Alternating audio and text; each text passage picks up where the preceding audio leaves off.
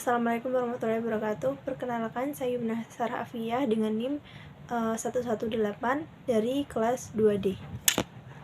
Kali ini saya akan menjelaskan tentang klasifikasi alat tes psikologi.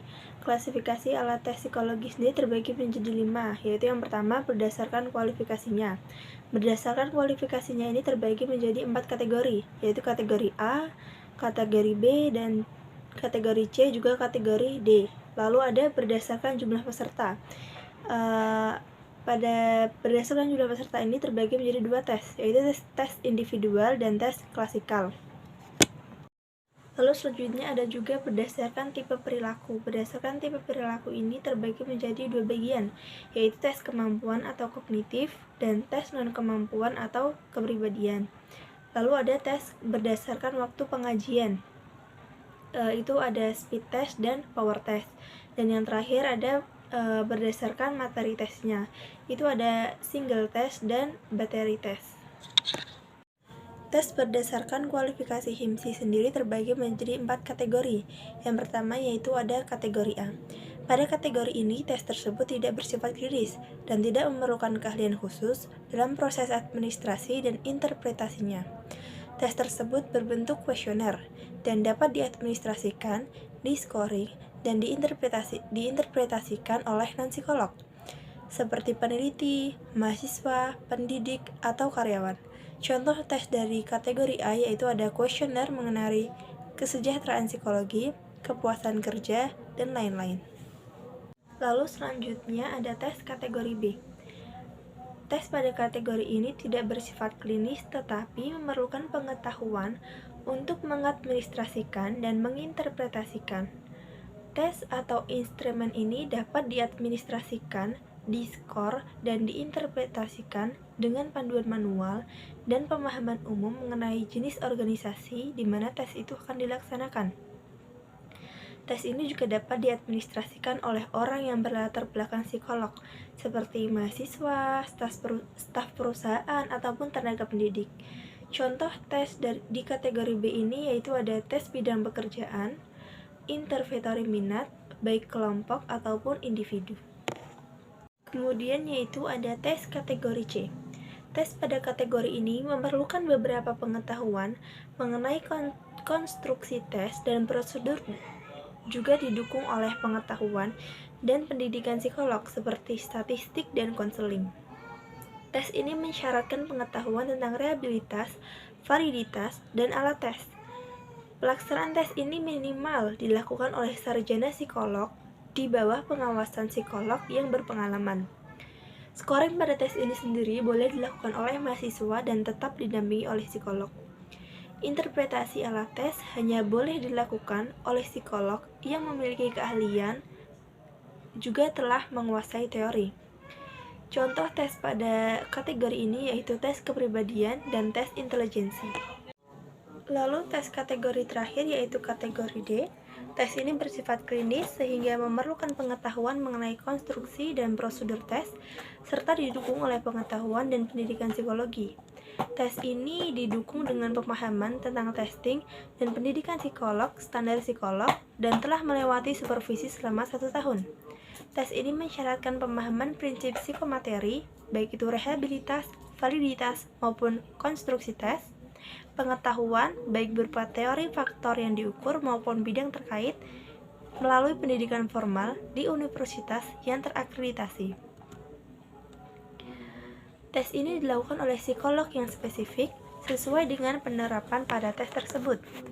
Karena tes ini memiliki pemahaman mendalam terkait teori kepribadian dan psikodiagnostik untuk dapat melakukan interpretasi.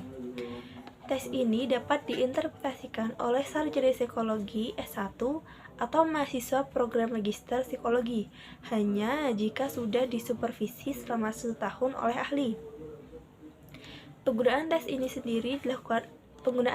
yang dilakukan oleh non-psikolog harus di bawah pengawasan psikolog berpengalaman. Dan jika mahasiswa magister psikolog melakukan tes ini hanya bisa jika telah disetujui dan disupervisi oleh ahli yang berkualifikasi. Contoh tes pada kategori ini yaitu tes TAT atau CAT. Klasifikasi tes psikologi yang selanjutnya yaitu berdasarkan jumlah pesertanya. Pada klasifikasi ini, tes tersebut terbagi menjadi dua, yaitu tes individu atau perorangan dan tes klasikal atau kelompok. Tes individual sendiri dalam pelaksanaannya terdiri hanya dari satu individu. Keunggulan tes ini dapat melakukan asesmen mendalam pada aspek-aspek kepribadian individu. Hanya saja, tes ini membutuhkan waktu yang lebih lama dan biaya yang mahal. Sedangkan dalam tes klasikal atau kelompok, pada pelaksanaannya terdiri dari beberapa individu, biasa disebut dengan paper and pencil test. Keunggulan dari tes ini sendiri yaitu pengukuran yang dilakukan pada beberapa individu itu dapat dilakukan dengan waktu yang relatif cepat dan bertujuan untuk seleksi. Klasifikasi yang ketiga yaitu berdasarkan aspek yang diukur. Pada klasifikasi ini, tes tersebut juga terbagi menjadi dua, yaitu tes kemampuan kognitif dan tes non-kemampuan atau kepribadian. Tes kemampuan atau kognitif yaitu tes yang berkaitan dengan kemampuan dan potensi individu. Tes ini menilai kecepatan atau keakuratan individu dalam menjawab item-item yang terdapat dalam tes. Tes ini terdiri dari tes aktual atau prestasi belajar dan potensial atau intelijensi dan bakat. Sedangkan tes non-kemampuan atau tes kepribadian adalah tes yang mengungkap kecenderungan alamiah individu, baik yang nampak maupun tidak nampak. Tes kepribadian ini terdiri dari tes proyektif dan tes non-proyektif. Tes proyektif itu perintahnya jelas dan self-report. Sedangkan tes non-proyektif itu biasanya berbentuk gambar dan stimulus ambigu. Kemudian klasifikasi selanjutnya yaitu berdasarkan waktu pengerjaannya. Pada klasifikasi ini terbagi menjadi dua tes, yaitu speed test dan power test. Speed test sendiri yaitu tes yang mengukur ketepatan dan kecepatan dalam mengerjakan tes yang dibatasi waktu. Contoh tes pada speed test yaitu tes APM. Lalu ada power test. Power test yaitu tes yang mengukur kemampuan dan tidak dibatasi oleh waktu. Contohnya yaitu tes kepribadian Patikostik. Jadi jika di speed test dibatasi dengan waktu, di power test tidak dibatasi oleh waktu. Lalu kualifikasi yang terakhir yaitu berdasarkan materi tesnya. Pada kualifikasi ini juga terbagi menjadi dua tes, yaitu single test dan battery test. Single test adalah tes yang semua rangkaiannya harus diberikan kepada tester dan dirancang untuk diselesaikan tesnya. Sedangkan battery test adalah tes yang terdiri dari beberapa subtes dan bisa tidak semua diberikan kepada tester.